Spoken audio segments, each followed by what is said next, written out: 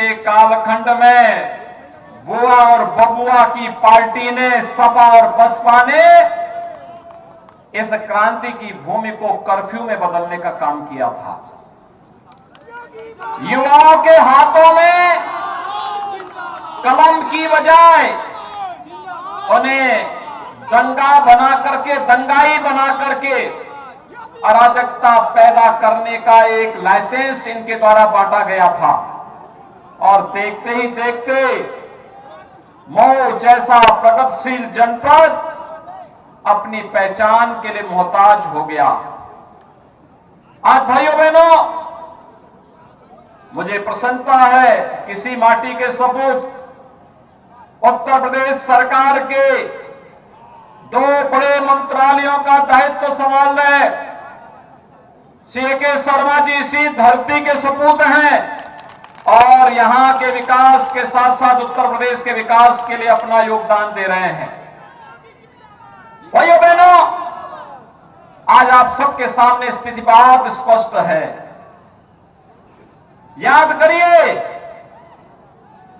जो लोग पर्व और त्योहारों में उपद्रव पैदा करके यहां की कानून व्यवस्था को व्हीलचेयर में लाने का काम करते थे, आज वे स्वयं व्हीलचेयर में पड़े हुए हैं और सांस लेने के लिए तरस रहे हैं। ये वही जनपद है जहां रामलीला का आयोजन नहीं हो पाता था। याद करिए, ये वही जनपद है, रामलीला के आयोजन को प्रतिबंधित किया था समाजवादी पार्टी की सरकार ने।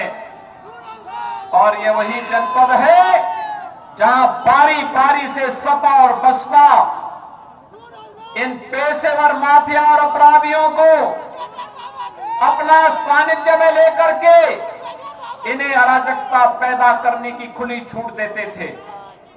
लेकिन आज जब उत्तर प्रदेश के अंदर डबल इंजन की सरकार आई तो जो कानून व्यवस्था को व्हीलचेयर पर ले जाते थे, भाइयों बहनों, आज उन्हीं को व्हीलचेयर में पहुंचाने का काम कर दिया गया। और इसीलिए आज मैं आपसे अपील करने के लिए आया हूं। ये चुनाव हम जानते हैं केंद्र और प्रदेश सरकार की सेहत पे असर नहीं पड़ता, लेकिन जनता की सेहत के लिए चुनाव महत्वपूर्ण है। जनता की सेहत के लिए महत्वपूर्ण है। डबल इंजन सरकार जो पैसा विकास के लिए दे, जनता की बुनियादी सुविधाओं के लिए दे, उस पैसे का उपयोग सही ढंग से हो सके, इसके लिए उस प्रकार का बोर्ड बने। और सौभाग्य से नगर विकास के मंत्री तो ए.के. शर्मा जी है। यहाँ के विकास के लिए पैसे की कहां कमी आने वाली है। भाइयों बहनों, आज देश के अंदर परिवर्तन आप देख सकते हैं। वैश्विक मंच पर भारत की बढ़ती प्रतिष्ठा को हम पूरा देश अनुभव कर सकता है। भारत का यह दुनिया के अंदर जहां कहीं भी जाता है सम्मान की निगाहों से देखा जा रहा है। लेकिन 2014 के पहले ऐसी स्थिति नहीं थी। 2014 के पहले भारत के युवाओं के सामने पहचान का संकट था, शक की निगाहों से देखे जाते थे। ऐसे ही जैसे उत्तर प्रदेश के नौजवानों के सामने था और मऊ और आजमगढ़ के नौजवानों के सामने जो संकट पैदा हुआ था। लेकिन भाइयों बहनों, आज भारत न केवल वैश्विक मंच पर सम्मान प्राप्त कर रहा है, बल्कि दुनिया के अंदर जहां कहीं संकट आता है, संकट मोचक के रूप में दुनिया प्रधानमंत्री मोदी जी की ओर देखती है। पूरी दुनिया उनकी ओर देखती है। भाइयों बहनों, G20 जैसे दुनिया के 20 बड़े देशों को प्रतिनिधित्व देने की बात हो या फिर दुनिया के हर संकट का समाधान करने का वादा रखने की सामर्थ्य ये प्रधानमंत्री मोदी जी के पास है। और उनके नेतृत्व में जहां वैश्विक मंच पर भारत की प्रतिष्ठा लगातार बढ़ी है, वहीं साथ ही साथ देश के अंदर इंफ्रास्ट्रक्चर डेवलपमेंट के कार्यों ने भी एक नई गति पकड़ी है। कहीं हाईवे, कहीं रेलवे, कहीं एयरपोर्ट, कहीं मेडिकल कॉलेज, कहीं पर नई फैक्ट्री की स्थापना और कहीं एक्सप्रेस हाईवे, ये आज नई पहचान बना रहे हैं। गरीबों के लिए मकान की सुविधा, गरीबों के लिए शौचालय की सुविधा, गरीबों को फ्री में उज्ज्वला योजना के कनेक्शन, गरीबों को 5 लाख रुपए की स्वास्थ्य बीमा का कवर। और भाइयों बहनों, कोरोना कालखंड के जैसे संकटपूर्ण समय में 80 करोड़ भारतवासियों को, 80 करोड़ गरीबों को फ्री में राशन की सुविधा का लाभ अगर किसी ने दिया है, प्रधानमंत्री मोदी जी ने दिया है। दुनिया के अंदर कहीं नहीं हुआ, लेकिन भारत ने करके दिखाया। और इसीलिए भाइयों बहनों, आज मैं आपके पास आया हूं आपसे कहने के लिए, भाइयों बहनों, आज मैं आपसे कहने के लिए आया हूं, ये जो पैसा मकान के लिए आता है, ये पैसा गरीब के खाते में सीधे चला जाए और उसका मकान बन जाए। गरीब के लिए जो शौचालय आता है, इससे उस गरीब का शौचालय बन जाए। उज्ज्वला योजना का कनेक्शन गरीब को मिल जाए। 5 लाख रुपए की स्वास्थ्य बीमा का कवर गरीब को मिल जाए।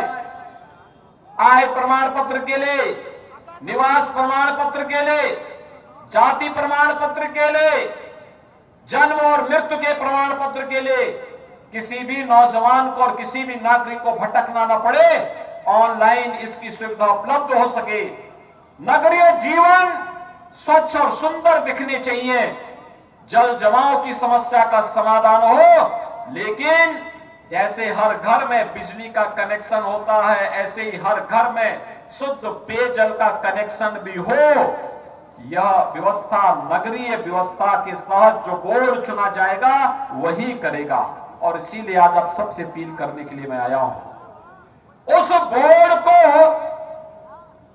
फुल मेजोरिटी का होना चाहिए और डबल इंजन के साथ वह भी तारतम्यता बिठाने वाला होना चाहिए। इसके लिए आए हैं। 17 के पहले उत्तर प्रदेश की स्थिति क्या थी? कानून व्यवस्था ठेंगे में थी। हमारे नगर बहन और बेटियों के लिए आतंक का माहौल था, शोधों का आतंक था। नगरीय क्षेत्र में गंदगी का ढेर दिखता था। और भाइयों बहनों, युवाओं के हाथों में तमंचे पकड़ा करके उनके जीवन के साथ खिलवाड़ होता था। व्यापारियों से रंगदारी वसूली होती थी। आज मैं पूछना चाहता हूं, क्या कोई किसी व्यापारी से रंगदारी वसूली कर पाएगा? आज वसूली हो पाएगी? आज क्या कोई गुंडा और माफिया सीना चौड़ा करके सड़क पर निकल सकता है क्या? लेकिन भाइयों बहनों, 17 के पहले तो ये निकलते थे, तमंचा लहरा करके निकलते थे कि नहीं निकलते थे? लेकिन आज तो नहीं ये दृश्य देखने को मिलता होगा ना। और यही कहने के लिए आए हैं भाइयों बहनों, आज हमारे शहर शोधों के आतंक नहीं बल्कि सेफ सिटी के रूप में जाने जा रहे हैं, सुरक्षित शहर के रूप में जाने जा रहे हैं। आज हमारे शहर कूड़े के ढेर नहीं, स्मार्ट सिटी के रूप में अपनी पहचान बना रहे हैं। आज युवाओं के हाथों में तमंचा नहीं, टैबलेट है, टैबलेट। 2 करोड़ युवाओं को उत्तर प्रदेश सरकार फ्री में टैबलेट देने का कार्य कर रही है। अपने युवाओं के टैलेंट को टेक्नोलॉजी और ट्रेनिंग के साथ जोड़ करके जो 35 लाख करोड़ रुपए का निवेश उत्तर प्रदेश के अंदर आने जा रहा है, भाइयों बहनों, इस निवेश से 1 करोड़ नौकरियां आएंगी। 1 करोड़ युवाओं को नौकरी देने के लिए ट्रेनिंग का यह माध्यम है टैबलेट। उसके टैलेंट को टेक्नोलॉजी से जोड़ने का और फिर उसकी प्रतिभा को इसी राज्य और देश के विकास में लगाने के लिए एक अभियान राज्य सरकार चला रही है। और इसलिए भाइयों बहनों, आज हम सब आपके पास आए हैं। इस मऊ जनपद के अंदर डबल इंजन सरकार ने अनेक कार्यक्रम आगे बढ़ाए और खासतौर पर अगर मैं आपको बताऊं तो आपने देखा होगा प्रधानमंत्री आवास योजना शहरी में अकेले मऊ जनपद में नगरीय क्षेत्र में 17,655 प्रधानमंत्री आवास योजना यहां के लिए स्वीकृत हुई है।